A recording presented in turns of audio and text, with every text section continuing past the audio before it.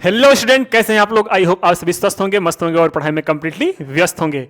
AP के इस series में मींस अरिथमेटिक प्रोग्रेशन के इस सीरीज में हम डिस्कस करने वाले हैं क्या सर, ये वाला टाइप क्वेश्चन कौन सा। पिछले वीडियोस में हम क्या डिस्कस कर चुके थे। पिछले वीडियोस में हम डिस्कस कर चुके थे कि अगर अपने पास कोई एपी होगी और किसी भी नंबर्स का टर्म दे दिया जाए तो आपको कौन सा नंबर का टर्म से वो फाइंड करना हमें अच्छी तरीके से आ गया था। मींस अगर आपको जैसे एक क्वेश्चन बोला गया था, सबसे पहले हमने पिछले वीडियो में यही किया था। क्वेश्चन नंबर 14 की अगर बात की जाए, क्वेश्चन नंबर 14 में हमने डिस्कस कर लिया था कि which term of the AP 8, 14, 20, 26 will be 72 more than it's 41st term. मतलब कौन सा टर्म जो होगा वो 72 ज्यादा होगा किसके, 41st टर्म से। तो हमारा कुछ रिजल्ट आया था जिसको हम अच्छी तरह डिस्कस कर चुके थे आज। और हमने दो क्वेश्चन आपको क्या दिए थे, दो क्वेश्चन आपको हमने दिए थे कि भाई होमवर्क, अगर होमवर्क हो गया तो अच्छी बात है, नहीं हुआ हो तो हम डिस्कस कर रहे हैं यहाँ पे। चलिए स्टार्ट करते हैं क्या, question number 15।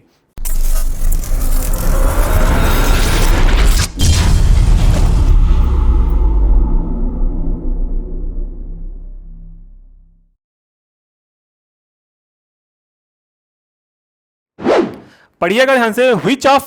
which term of the AP 5, 15, 25 will be the 130 more than its 71st term। मतलब फिर से पढ़ लो, which term, कौन सा ऐसा टर्म होगा किस AP का, 5, 15, 25 AP का will be होगा 130 more than, ज्यादा होगा किसके, 31st टर्म से। तो देखो भैया लेट हम करते हैं, क्या करोगे, सबसे पहले काम वही लेट कर लो कि लेट क्या करना है, लेट nth टर्म। ये क्या हो गया भाई, ये तो सब खराब लग रहा है ना। हाँ अभी सही है। लेट nth टर्म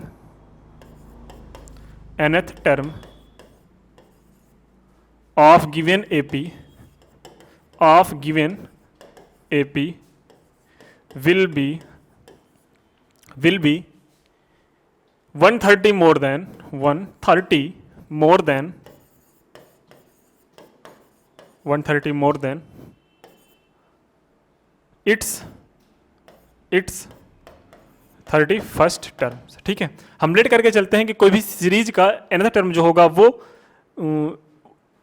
130 ज्यादा होगा किसी भी 31st टर्म से। ठीक है, अच्छा अब क्या करेंगे सर, सबसे पहले का हमने बताया था आपको अस्त्र की जरूरत होती है। अस्त्र क्या है, अस्त्र यहाँ पे ए है और डी है। ए की वैल्यू यहाँ पे क्या है मेरे भाई, ए की वैल्यू जो है वो है 5 और डी की वैल्यू सर क्या है, डी की value 15 minus 5 is equal to 10 हो जाएगा। अरे हाँ या ना, बिल्कुल। ए की वैल्यू 5, डी की वैल्यू 10, ए की वैल्यू 5, डी की वैल्यू 10, तो हम वैल्यू यहाँ पे रख देते हैं किसकी, ए और डी की। अच्छा nth टर्म लेट के लिए सर ए एन जो होगा वो क्या होगा, 130 ज्यादा हो किससे, किस टर्म से, 31st टर्म में। अच्छा 31st टर्म मतलब ए 31 प्लस क्या हो जाएगा, 130 ज्यादा हो जाएगा। मतलब किसी एपी का जो nth टर्म होगा वो 31 टर्म से 130 ज्यादा होगा। इसको कैलकुलेट करते हैं। कैलकुलेट करने के बाद क्या आता है, ध्यान से देखना। ए एन की जो वैल्यू होती है वो होती है अपने पास a plus n minus 1 into D. बिल्कुल सही, कोई दिक्कत नहीं। ए 31 क्या होगा, ए 31 होगा a प्लस 30d। अरे हाँ या ना, क्योंकि मैंने बताया था 31 है तो यहाँ पे 30d हो जाएगा प्लस 1/130। अच्छा अगर देखा जाए तो एस ए कैंसिल हो जाएगा। बिल्कुल सर, n की वैल्यू नहीं पता, डी की वैल्यू निकालनी है, सॉरी डी की वैल्यू पता है तो n माइनस 1, डी की वैल्यू क्या हो जाएगी, डी की वैल्यू आपके पास दिया गया है 10, कोई दिक्कत नहीं। ये हो जाएगा 30d, बिल्कुल सही है। अच्छा 30d को हम क्या ले सकते हैं सर, 30 इंटू 10 प्लस ये क्या हो जाएगा 130। अच्छा 30 इंटू 10 300 और 300 प्लस 130 430 हो जाएगा। कितना हो जाएगा 430 और n माइनस 1 का मल्टीप्लाई 10 में हो जाएगा तो क्या होगा, अच्छा 0 0 कैंसिल हो जाएगा। यहाँ पे n माइनस 1 की वैल्यू क्या हो जाएगी 43 और n की वैल्यू क्या आ गई 43 प्लस 1। तो सर वो ये बोलेंगे कि n की वैल्यू क्या आ गई 44 आ गई। कितना आ गई 44। तो इस एपी का जो 44th टर्म होगा वो उसके 31th टर्म से 130 ज्यादा होगा। तो ये क्लियर हो गया। अगर स्क्रीनशॉट लेना चाहते हो तो ले लो भाई, कोई दिक्कत नहीं है। आपके सामने मैं इसको छोटा कर दे रहा हूं, स्क्रीनशॉट ले लीजिए। अच्छा चलिए सॉल्व करते हैं क्वेश्चन नंबर 16। और क्वेश्चन नंबर 16 क्या बोला है इसको भी देखते हैं। क्वेश्चन नंबर 16 को ध्यान से देखना, क्या बोला है देखो, if the 10th term of AP is 52 and 17th term is 20 more than its 13th term, find the AP। if the 10th term of an AP, ध्यान से सुन लो, if the 10th term of an AP is 52 10th term, मतलब ए 10th term की value दे रखा है कितना 52, and 17th term is 20, and 17th term is 20 more than, किससे, more than it's 13th term, it's 13th term. Find the AP, मुझे AP find करनी है। AP मतलब एपी फाइंड करने के लिए सबसे पहले ब्रह्मास्त्र क्या होना चाहिए भैया, ए पता होना चाहिए और डी पता होना चाहिए। ए पता होना चाहिए, डी पता होना चाहिए, तो ए और डी फाइंड करने के लिए हमें इस इक्वेशन को सॉल्व करना पड़ेगा। और जब हम इक्वेशन को सॉल्व करेंगे तो ए 10 की वैल्यू आपके पास क्या है, ए 10 की वैल्यू बाबू ए प्लस 9d होती है कि नहीं होती, बिल्कुल, क्योंकि ए 10 आपको क्या दे रखा है, ए 10 आपको दे रखा है 52, और जब a प्लस 9d की बात करेंगे तो क्या आएगा 52, ओके। अच्छा, a प्लस 9d की वैल्यू जब 52 आ गई तो इसको इक्वेशन नंबर फर्स्ट मानते हैं।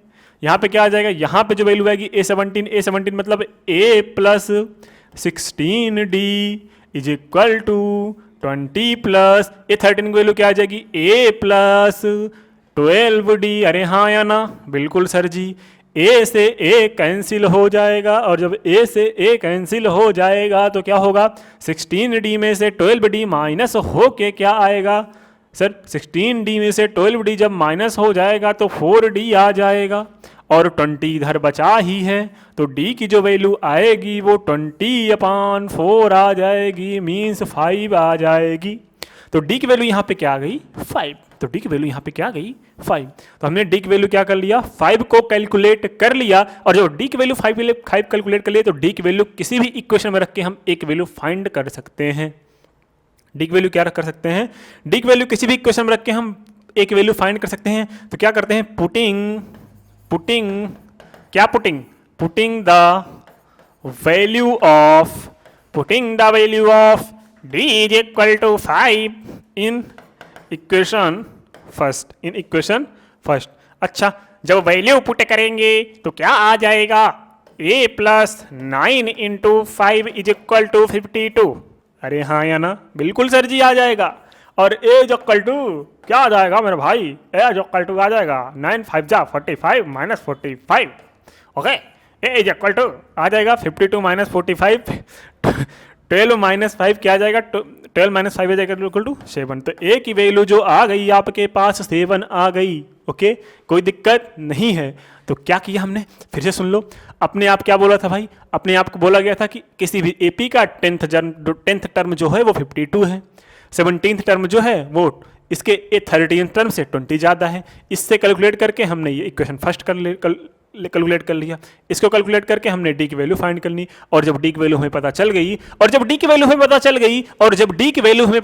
तो हमने क्या किया, जब डी की वैल्यू हमें पता चल गई तो डी की वैल्यू पुट कर लिया इक्वेशन नंबर फर्स्ट में। तो हमारे पास कौन सा इक्वेशन आ गया, हमारे पास जो इक्वेशन आया वो कौन सी वैल्यू है सर, ए जो इक्वल टू 7 वैल्यू। अब जब हमें ए और डी की वैल्यू पता चल गई, और जब हमें ए और डी की वैल्यू पता चल गई तो हम क्या करेंगे, तो हमें याद है सर, हम एपी आराम से कैलकुलेट कर सकते हैं। तो किसी भी एपी का फर्स्ट टर्म क्या होता है, फर्स्ट टर्म होता है ए, सेकंड टर्म क्या होता है ए प्लस डी, थर्ड टर्म क्या होता है ए प्लस 2d, फोर्थ टर्म क्या होता है ए प्लस 3d। अरे हाँ या ना, होता है कि नहीं होता है, बिल्कुल सर। अच्छा, वैल्यू रख लो, ए की वैल्यू क्या है पास, ए की वैल्यू आपके पास कितना आई थी सर 7 आई थी, डी की वैल्यू क्या है सर 5, 7 में 5 ऐड करेंगे कितना आएगा 12, फिर 12 में 5 ऐड करेंगे कितना आएगा सर 17, 17 में 5 ऐड करेंगे कितना आ जाएगा, अरे बोलो भैया 22। अच्छा, ये आपकी एपी बनती चली गई, तो यही तो आपको कैलकुलेट करना था। अरे हाँ या ना, सच सच बताना, समझ में आया कि नहीं आया। अगर झूठ बोलोगे तो कुछ नहीं समझ में आएगा, है ना। झूठ बोलोगे तो समझ रहे हो क्या बोलूँगा मैं, झूठ बोलोगे तो, अच्छा नहीं बोलना चाहिए, चलो ठीक है नहीं बोलूँगा। देखो क्या बोला था क्वेश्चन में, एपी फाइंड करनी, तो हमने एपी लास्ट में कैलकुलेट कर लिया। तो आपको ये समझ में आ गया होगा तो स्क्रीनशॉट ले लो, अगर नहीं समझ में आया तो एक बार वीडियो फिर से रिकॉल करके देख लीजिएगा, अच्छे से आ जाएगा, ठीक है। चलो नेक्स्ट क्वेश्चन पे चलते हैं। नेक्स्ट क्वेश्चन क्या बोला है, ध्यान से देखना। Find the nth term and 16th term of the AP 3, 5, 7, 9 and 11। अच्छा, ऐसे क्वेश्चन में कुछ नहीं होता ना, ऐसे क्वेश्चन में हमें तो अस्त्र अपने आप दे रखा है सर, अस्त्र शस्त्र हमारे पास क्या है, हमारे पास ए शस्त्र है और डी क्या है अस्त्र है, अस्त्र शस्त्र दोनों है ना। तो ए की वैल्यू क्या है, ए की वैल्यू एपी में अपने पास 3 है, डी की वैल्यू जो है सर 5 है, गिवन एपी में खुद दिया है। अब हमसे चाहे कुछ भी पूछ लो, हम तो बैठे ही हैं, है ना, यही तो है। हमसे अब चाहे जो पूछ लो हम सब निकाल के दे देंगे, क्योंकि हमने पढ़ा है। क्यों? अच्छा तुमने पढ़ा है तो फिर निकाल के बताओ। nth टर्म क्या होगा सर? जो nth टर्म का फार्मूला होता है ना, वो आपने क्या बताया था? वो हमने बताया था, क्या बताया था कि sir a plus n minus one into D, A plus N minus one into D. अरे हाँ कि ना? हाँ। अच्छा ए एन की वैल्यू फाइंड करनी है सर, nth टर्म का जो फार्मूला आएगा, एक वैल्यू आपकी आ गई 3 plus n minus one, N की वैल्यू आ गई सर 5 माइनस वन कर लिया हमने। अच्छा ये क्या कर दिए सर? तो गलती हो गई। अच्छा गलती हो गई, कोई दिक्कत नहीं, सुधार लेते हैं। n माइनस वन डी की वैल्यू क्या आ गई? 5 आ गई। अच्छा वैल्यू रख लो। वैल्यू कैसे रखोगे? ए एन की वैल्यू जो आएगी मेरे भाई वो क्या आएगी? 3 प्लस क्या आ गई? 3 plus n minus one into 5। अच्छा फिर से वही कैलकुलेट। अच्छा 5 से मल्टीप्लाई करना था। अच्छा 5 से मल्टीप्लाई कर लो, 5 से मल्टीप्लाई कर लो। 5 से मल्टीप्लाई करने पे हो जाएगा 5n माइनस 5, क्या आ जाएगा? 5n minus 5। अच्छा sir ji N is equal to क्या आ गया? N is equal to 3 minus 5 plus 5n क्या आ गया? Minus 2 plus 5n is equal to an is equal to an। तो ये जो nth टर्म की जो फार्मूला आया वो क्या आया? an is equal to minus 2 plus 5n, an is equal to minus 2 plus 5n, an is equal to minus 2 plus 5n, an is equal to minus 2 plus 5n। बार बार वही repeat कर रहा हूँ, गुस्सा तो नहीं हो रहे हो? चलो ठीक है, होना भी नहीं चाहिए। अच्छा ये तो सर हमें आ गया, अब ये कैसे कैलकुलेट करेंगे? अरे बाबू हमने बताया था, कौन सा बोला है? 16th टर्म, 16th टर्म बोला है ना, मतलब A16 पूछा है, तो X16 मुझे पता है। क्या सर? A तो लिखते ही हैं, उसके बाद एक कम करके D लिख दो। क्या 16 है तो 15D लिख दो। अरे हाँ या ना? बिल्कुल। एक वैल्यू पता है? अरे सर सामने तो दिख रहा है, तो लिख लीजिए। अच्छा 15 इंटू डी क्या है? अच्छा सामने डी तो लिख रहा है सर 5, तो 5 लिख दीजिए, कौन सा दिक्कत है ना? अच्छा तुम्हारा सामने क्या दिख रहा है? 3 प्लस 15 आपके 15 5 जा भैया, देखो 75, 3 प्लस 75 इज इक्वल टू 78, है ना? A16 इज इक्वल टू 78 आ जाएगा। A16 इज इक्वल टू क्या आ जाएगा? 78। तो कैसे? ये तो सर बेसिक क्वेश्चन है जो हमने सबसे पहले सीखा था ना। किसी भी टर्म, किसी भी एपी का चाहे जो इस नंबर पे टर्म पूछ ले वो हम तो कैलकुलेट कर ही सकते हैं। nth टर्म फाइंड करने के लिए पूछे तो वो तो हम कैलकुलेट कर ही सकते हैं। ये सब तो बेसिक्स था, पहले वीडियो में हमने सीखा था ना ये सब। बिल्कुल कोई दिक्कत नहीं होनी चाहिए। ये क्या है? nth टर्म फाइंड करना है, 12th टर्म फाइंड करना है, हो जाएगा, कोई दिक्कत नहीं है ना? नेक्स्ट करते हैं 115 टर्म। अच्छा ये नहीं हो पाएगा क्या? अरे क्यों नहीं हो पाएगा? फ्रैक्शन में दिख रहा है क्या? ये डर रहे हो? बिल्कुल नहीं डरना, डरना नहीं करना है, डरना नहीं करना है, तो डरो मत, करो। कैसे करेंगे सर? देखो A105 टर्म निकालना है तो क्या हो जाएगा सर? A प्लस 104D हो जाएगा। A की वैल्यू यहाँ पे अगर निकालें, जो A की वैल्यू है वो दिया गया है 4, और जो D की वैल्यू हम निकालेंगे तो वो 4 हाफ में से 4 माइनस कर दो तो कितना आ जाएगा सर? हाफ आ जाएगा। अरे आएगा कि नहीं आएगा? आएगा। अरे भैया 4 है और आधा है, फिर 4 उसमें से माइनस कर देना है, तो कितना बचा? 4 और 0.5 में से 4.5 में से 4 माइनस कर दो तो कितना आ जाएगा? 1/2 ही तो आएगा। माइनस करके देख लेना, यही आएगा। अब माइनस तो मैं सिखाऊंगा नहीं, है ना? तो डी वैल्यू 1/2 आ गई, एक वैल्यू 4 आ गई, रख दो वैल्यू। A105 कितना आएगा? एक वैल्यू आ गई आपके पास, एक वैल्यू क्या आ गई? एक वैल्यू आ गई 4 प्लस 104 इंटू डी की वैल्यू कितना है? 1/2। कितना आया? 2 5 ज़ा 10, 2 2 ज़ा 4, 4 प्लस 52 कितना आया? तो A105 इज इक्वल टू क्या आएगा? तो A105 इज इक्वल टू आएगा 4 2 6 56। कितना आया? 56। तो ये आ गया A105 टर्म। अरे हाँ या ना? बिल्कुल दिख रहा है साफ साफ कि नहीं दिख रहा? अरे बोलोगे? सो रहे हो क्या? हाँ सोना नहीं, सोना नहीं, सोना नहीं है, सीखना है ना? सीखना है। अब ये जो क्वेश्चन दिख रहा है, अब ये जो क्वेश्चन दिख रहा है वो बहुत आसान है। आसान है कि नहीं है?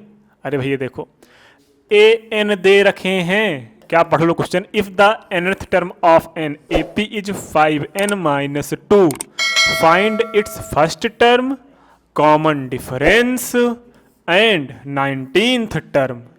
कोई दिक्कत नहीं सर, an की वैल्यू दे रखी है अपने पास, मेन जो है वो तो दे ही रखी है ना? फर्स्ट टर्म फाइंड करना है।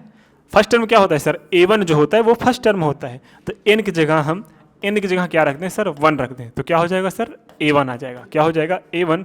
तो 5 इंटू 1 माइनस 2। अच्छा, A1 की जो वैल्यू आएगी वो 5 1 जा 5 माइनस 2, मतलब 5 माइनस 2 कितना आएगी? 3 आएगी। तो ये जो A1 की वैल्यू आ गई वो 3 आ गई, मतलब A1 को हम A ही बोलते हैं, फर्स्ट टर्म, है ना? अच्छा सर जी, A2 निकालो तो क्या हो जाएगा? A2 निकालोगे जब n की जगह 2 रखो, n की जगह 2 रख दो तो A2 आ जाएगा। A2 is equal to 5 into 2 minus 2। A2 की वैल्यू क्या आ जाएगी? 5 2 ज़ा 10 माइनस 2। A2 की जो वैल्यू आई वो आपके पास कितना आ गई? 8 आ गई। A2 की वैल्यू क्या आ गई?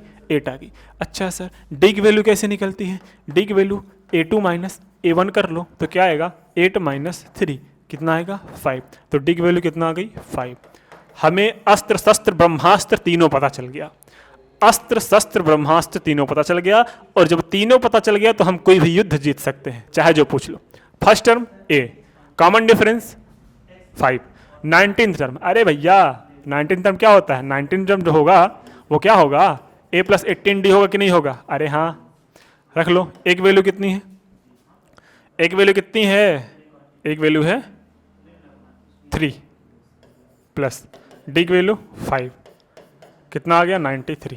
कितना आ गया? 93। तो A19 की वैल्यू क्या आ गई? 93। कोई दिक्कत नहीं, सब आसान है, सब एकदम आसान है ना? किस में रखने पे? अच्छा सर, अब आप सोचेंगे कि सर A19 टर्म 93 आ गई तो इसमें भी क्यों नहीं रखे आप? रख लो भाई, इसमें भी 93 ही आएगा, रख लो। A19 निकाल लो, निकालो। 5 इंटू 9 माइनस 2, ठीक है, कोई दिक्कत?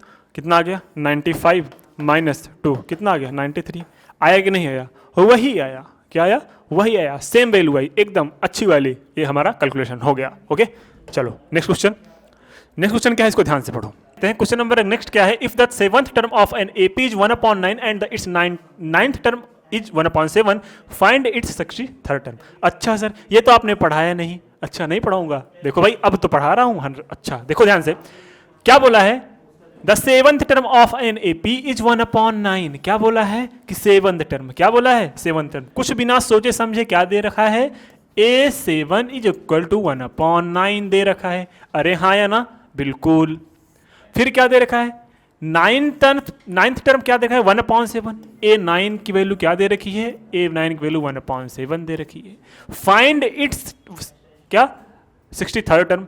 तो A63rd टर्म निकालना है आपको, मतलब ये वैल्यू क्वेश्चन मार्क है। अब आप क्या करेंगे? अब आप वही काम करेंगे जो मैं कराऊंगा। क्या करोगे? क्या करोगे? भाग जाओगे वीडियो देख के? नहीं, हाँ, देखो ध्यान से क्या करना है। A7 की वैल्यू 1/9 है। जब A7 की वैल्यू 1/9 है तो मैंने बताया था कि A7 की टर्म जो वैल्यू होती है, A7 की जो टर्म की वैल्यू जो होती है वो क्या होती है? पहला टर्म लिखो, फिर इसमें से एक कम कर लिख लो, मतलब कितना आ जाएगा? 1 प्लस 6D। अच्छा, इज इक्वल टू 1/9 हो जाएगा। ये क्वेश्चन नंबर फर्स्ट आ गया। ये क्वेश्चन नंबर फर्स्ट आ गया। और A9 की जो वैल्यू होगी वही काम करना है। A लिख दो, फिर 9 में से एक कम करके लिख दो, कितना आ जाएगा? 8D आ जाएगा। और जो वैल्यू आई आपके पास वो 1/7 आई, वो 1/7 आई। अब आप क्या करेंगे सर जी? अब आप ये करेंगे, इसको इक्वेशन नंबर सेकंड मान लेंगे, और इक्वेशन नंबर सेकंड मान करके क्या कर देंगे? इसको इक्वेशन नंबर सेकंड माइनस करके इसको कर देंगे माइनस। क्या करेंगे? इक्वेशन फर्स्ट में से इक्वेशन सेकंड माइनस करेंगे तो ये कैंसिल हो जाएगा। 6 में से 8 जाएगा, माइनस 2D बचेगा, और 1/9 में से जाएगा -1/7। फिर अपने पास क्या बचा? फिर अपने पास जो बचेगा सुंदर सुंदर क्या बचेगा अपने पास? सुंदर सुंदर 2D जो इक्वल टू 7 - 9/63। अरे हाँ यार, कि ना? तो -2D जो इक्वल टू क्या आ गया? -2D जो इक्वल टू आ गया -2/63। माइनस से माइनस कैंसिल, 2 से 2 कैंसिल, और D की जो वैल्यू आई आपके पास वो क्या आ गई? 1/63। D की वैल्यू क्या आ गई? 1/63। अब जब D की वैल्यू आपके पास आ गई तो क्या करेंगे? पुटिंग। क्या कर देंगे भाई? पुटिंग। क्या कर दोगे पुटिंग में? Putting the value of D in equation, any equation रख दो। पुटिंग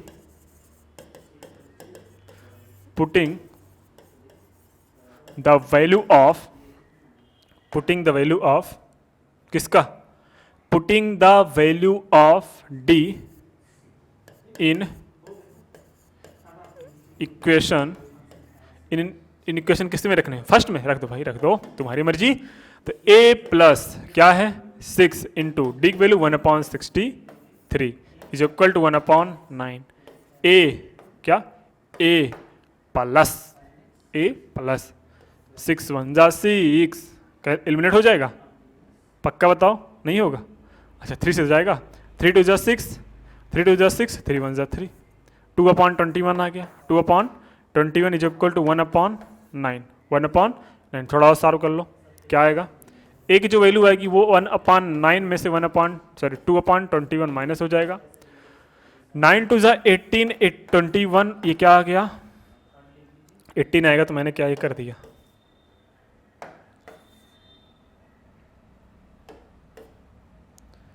ये आएगा 18 है ना, 18 अपॉन, और ये क्या हो गया? 9 1 जा 9, 9 2 जा 18 इज इक्वल टू ए। ए की जो वैल्यू आई वो क्या आई? ए की जो वैल्यू आई आपके पास 3 आई है ना, और ये क्या है? 189। एलिमिनेट करो, 3 6 जा 18 और 3 3 जा 9, तो 63 आ गई एक वैल्यू। तो एक वैल्यू क्या आ गई? 1/63। एक वैल्यू क्या आ गई? 1/63, वही आई है ना? अरे हाँ देख लो भाई, नहीं तो बोलोगे अरे सर ये क्या कर दिए, सर ने कुछ नहीं किया, बस इक्वेशन ने किया जो कुछ किया, ठीक है। अच्छा डी की वैल्यू आ गई कि एक वैल्यू आ गई, डी की वैल्यू आ गई। अब आपके पास कौन सा टर्म फाइंड करना था? आपके पास पता करना था एक 63rd टर्म। क्या? ए 63rd टर्म। तो ए 63rd टर्म जो होता है वो होता है ए प्लस 62d, ठीक है, ए प्लस 62d। एक वैल्यू 1/63, एक वैल्यू कितना? 1/63 प्लस कितना है ये? 62 इंटू 1/63, डी भी 63 है, तो 1/63 प्लस 62/63 कितना आ जाएगा? कितना आ जाएगा मेरे भाई? अरे देखो तो जरा, क्या आ जाएगा? ये आ जाएगा कि 62 प्लस 1 कितना हो जाएगा? 63/63। कट पिट के आंसर कितना आ गया? 1। तो ये जो ए 63 की वैल्यू आई वो कितना आई? 1 आई। कितना आई? ए 63 की वैल्यू क्या आई? 1 आई। तो ये देखो कितना आसान है, बस आपको क्या करना है, स्टेप वाइज चलते चले जाना है, और सारी वैल्यू आपके सामने दिख रही है ना। मैंने कुछ नहीं किया, मैंने क्या किया, A7 आपको दे रखा था 1/9, A9 आपको दे रखा था 1/7, दोनों वैल्यू क्या आ गया? दोनों वैल्यू कैलकुलेट करके हमने इक्वेशन बना के लिए, इक्वेशन बना के हमने एक वैल्यू फाइंड कर ली, डी की वैल्यू फाइंड कर ली, और जब A63 की वैल्यू फाइंड करनी थी आपको, वैल्यू आप कैलकुलेट कर लेंगे, आंसर आ जाएगा। ओके, नेक्स्ट क्वेश्चन क्या है? नेक्स्ट क्वेश्चन आपके सामने दिख रहा होगा, द सम ऑफ, एक second, the sum of the fourth and eighth term of an AP is 24 and the sum of its sixth and 10th term is 44. Find the first 3 terms of the AP. देखो ये एक special type के question होते हैं जिसमें बच्चे क्या हो जाते हैं? कंफ्यूज हो जाते हैं। सबसे पहले आपको कुछ कंफ्यूज नहीं होना है, क्वेश्चन को पढ़ना है, क्वेश्चन क्या बोला है उसको अच्छी तरीके से सीखो, क्वेश्चन को 2 से 3 बार पढ़ो तो आपको सारी कॉन्सेप्ट क्लियरिटी मिल जाएगी। क्वेश्चन को देखो कैसे पढ़ते हैं, द सम ऑफ, तोड़ तोड़ के पढ़ो, the sum of the fourth term, fourth and eighth term, fourth term and eighth term, मतलब A4 और A8, A4 प्लस A8 क्या है? 24 है, मतलब फोर्थ टर्म और एट्थ टर्म का जो सम है वो 24 है। And the sum of its sixth and tenth term, and the sum of its sixth and tenth term. अच्छा A6 plus A10th, A6 plus A10th term की जो वैल्यू है वो क्या है? 44 है। Find the first 3 terms of the AP। अब AP तो फाइंड करने के लिए सबसे पहले हमें किसकी जरूरत होती है? A की जरूरत होती है जो कि फाइंड करना है, और D की जरूरत होती है जो कि हमें नहीं पता। अब सबसे पहले हम ये जो गिवन डाटा है इसके हेल्प से हम क्या फाइंड करेंगे? जो गिवन डाटा है इसके हेल्प से हम A और D की वैल्यू फाइंड करेंगे। सर कैसे फाइंड करेंगे? तो ध्यान से देखना क्या करेंगे हम इसमें। देखो A4 की वैल्यू दे रखा है, यहां से कर ले। A4 की मतलब क्या होता है? A4 का मतलब होता है A प्लस 3D। अरे हाँ या ना? बिल्कुल सर। A8 का मतलब क्या होता है? A plus 7D। बिल्कुल sir. Is equal to 24। A plus A क्या हो जाएगा? 2A हो जाएगा।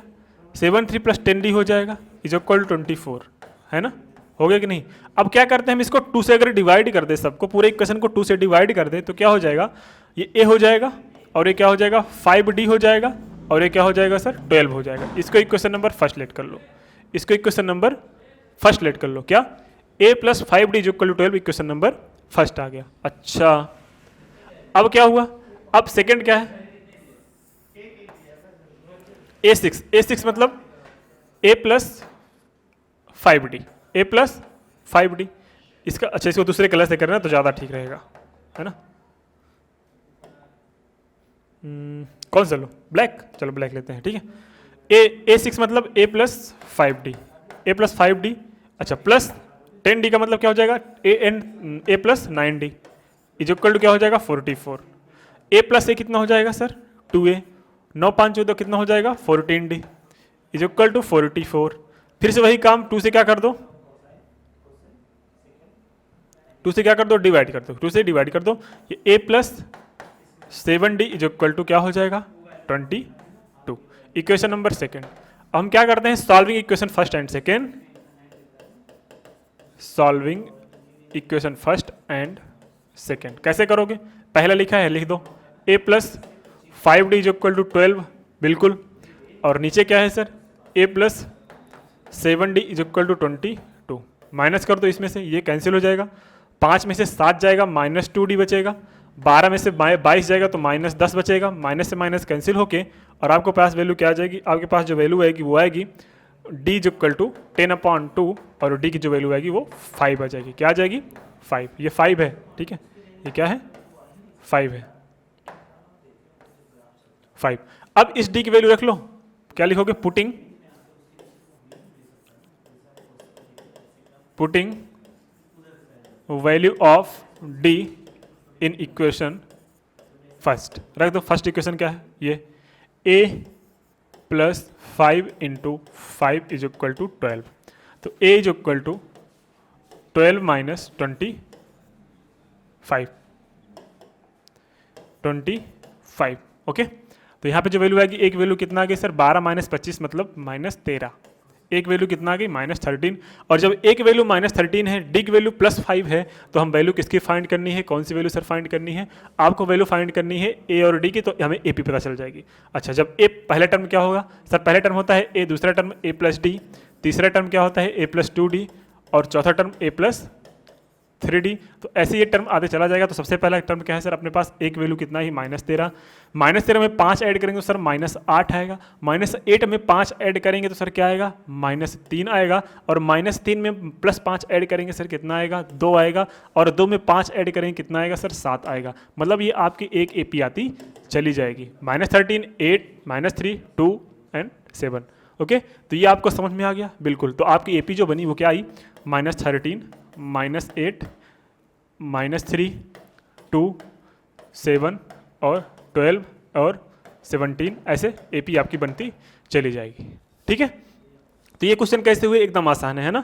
अगर आप इसका स्क्रीनशॉट लेना चाहते हो तो भैया ले लो, ज़्यादा टफ कुछ नहीं है, बस आपकी साइकोलॉजिकल जो इफेक्ट होगा, ये सब साइकोलॉजिकल इफेक्ट होता है। टफ लग रहा है क्वेश्चन कि आ ही नहीं रहा है, अगर तुम सोच लिए तो नहीं आएगा, है ना। अगर एग्जाम में जाते ही तुम समझ लिए क्वेश्चन कितना बड़ा है, नहीं आएगा, पढ़े ही नहीं क्वेश्चन, 2 से 3 बार पढ़े, बोर्ड एग्जाम दे रहे हो, अपने लाइफ का एक इंपॉर्टेंट वो पार्ट होता है आपके लाइफ का, क्लास 10th का बोर्ड, ठीक है, क्योंकि वहाँ से तुम स्टार्ट करते हो अपनी जर्नी, पूरे लाइफ में आपको क्या करना है वहाँ से स्टार्ट होता है। कहाँ से, क्लास 10th से। बाकी मैं समझता हूँ, क्योंकि बच्चे क्या करते हैं, बच्चे सबसे पहले 10 घंटे तो इसको, मतलब कितना भी मिनिमम हो, मैं आपको एक डाटा बताता हूँ क्या होता है कि बच्चे सुबह उठे, बच्चों को 8 घंटा सोने भी चाहिए, बिल्कुल। और जब बच्चे 8 घंटे सोने चाहिए तो उसके पास कितने बचे भाई, 16 घंटे। 8 घंटे सोने के बाद उसको बचे 16 घंटे, नॉर्मल बच्चे 10 तक की क्लास में बात कर रहा हूँ। अब 16 घंटे में वो क्या करेगा, 8 घंटे तो उसके पक्का, 8 से 9 घंटे स्कूल पक्का खा जाता है। कैसे सर, स्कूल किसी का 5 से 6 किलोमीटर 7 किलोमीटर होगा और बस आती होगी और ले जाती होगी, या फिर कोई बच्चे साइकिल से जाते होंगे, वो बात अलग है। किसी का स्कूल पास में, वो बहुत कम केस में होता है। अधिकतर बच्चे बस से जाते हैं, अच्छे स्कूल में पढ़ना चाहते हैं तो वो सिटी में जाते हैं और गांव में रहते हैं, या फिर वहीं पे रूम लेके रहते हैं, उसकी बात अलग है। लेकिन अगर बात की जाए नॉर्मल बच्चों की, एवरेज बच्चों की, वो एवरेज निकाल के देखा जाए तो अधिकतर बच्चे सब दूर से जाते हैं, और स्कूल की डिस्टेंस से ज़्यादा होगी और बस से जाते हैं। तो बस उनको 1 घंटे लेके जाती है, 1 घंटे में लेके आती है घर, तो 2 घंटे ऐसे बीत गए। 6 घंटे आपके स्कूल में, मिनिमम 6 घंटे की बात कर रहा हूँ मैं। 6 घंटे से जो अदर भी स्कूल, नाम तो नहीं लूँगा, अदर भी स्कूल हैं जो क्या करते हैं सर, 6 घंटे से ज़्यादा क्लास चलाती है ना, 6 से 8 घंटे पूरा चलाती है ना। तो यहाँ पे 8 2 10 घंटे ऐसे हो गए, 6 2 8 ले लो तो बचे 8 घंटे। तो 8 घंटे में सुबह उठना है उसको, अपने जो काम होते हैं वो करने हैं, नहाने धोने, खाने पीने भी हैं, है ना, खेलना भी है। उसके पास भाई कितना बचेगा, 8 घंटे तो तुम खा गए। 8 घंटे में वो ड्रेस भी तैयार करेगा, कपड़ा भी उसका सही होना चाहिए, होमवर्क भी कंप्लीट करना चाहिए, है ना। तो फिर क्या कर लेगा बच्चा, वो उसको सेल्फ स्टडी भी करना है, नोट्स भी कंप्लीट करना है, फैला मतलब बहुत सारे वर्क होते हैं जो उसको करना है। तो 8 घंटे में वो खेले कि पढ़े कि खाए पिए, सब टाइम्स कैलकुलेट होने हैं, है ना। तो मैं समझता हूँ कि बच्चों के पास टाइम कम होता है। तो मैं ये समझता हूँ कि अगर बच्चा एक बार पढ़ के जो चीज़ सीख ले वो उसके लिए अच्छा है, क्योंकि अगर टीचर पढ़ाना चाहे तो स्कूल में अच्छे से पढ़ा सकता है। बाकी स्कूल की हालत आप लोग समझ ही रहे हो, है ना।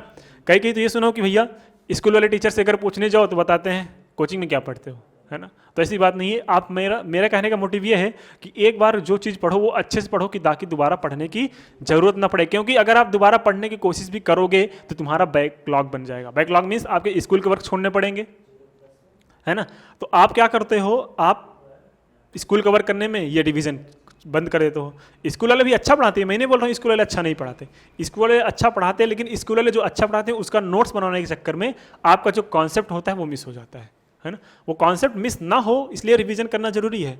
तो मैं ये तो यही बोलूँगा कि अगर आपको अच्छे से एक बारी पढ़ के सीखना है और आपके पास, अगर मैं बात करूँ प्रैक्टिकली बात कर रहा हूँ, प्रैक्टिकली बात मीन्स अगर आपको एग्जाम में अच्छे मार्क्स लेके आना है तो भाई एक बार पढ़ो फिर घर पे आके रिवाइज कर लो, या फिर वीडियो देखो एक बार फिर से रिवाइज करो, ठीक है, ताकि दोबारा पढ़ने की जरूरत ना पड़े। क्योंकि दोबारा पढ़ने के चक्कर में आपके पास टाइम नहीं है। 8 से 10 घंटे स्कूल में चला गया, 8 घंटे तो मिनिमम, 8 घंटे सोए बचे 8 घंटे, 8 घंटे में खाओ पियो खेलोगे, क्या क्या करोगे कि घर का स्कूल का होमवर्क करोगे, ठीक है। तो अपना जो टाइम तुम स्पेंड कर रहे हो, जो खर्च कर रहे हो अपने टाइम, उसको वैल्यू समझो, ठीक है। अगर वैल्यू नहीं समझोगे भाई ना, तो फिर आपका एग्जाम तक न सिलेबस कंप्लीट हो जाएगा, आपको लगेगा स्कूल वाले सारे सिलेबस खत्म किए हैं, और सीरियसली बात करूँ तो आपको कुछ नहीं आता होगा उस टाइम तक, क्योंकि आपने रिवीजन किया ही नहीं है, आपने रिवीजन को टाइम ही नहीं दिया है। जो पढ़ो अच्छे से पढ़ो, नहीं आ रहा है फिर से पढ़ो, लेकिन एक ही कॉन्सेप्ट पढ़ो, लेकिन 1 घंटे में तुम एक कॉन्सेप्ट पढ़ो, लेकिन ऐसे पढ़ लो कि पूरी लाइफ वो कॉन्सेप्ट भूले ना, है ना। तो चलो इस वीडियो में इतना ही रखते हैं, है ना। मिलते हैं नेक्स्ट वीडियो में नए कॉन्सेप्ट के साथ, नए एक्सरसाइज के साथ। तब तक के लिए धन्यवाद। जय हिंद, बाय बाय।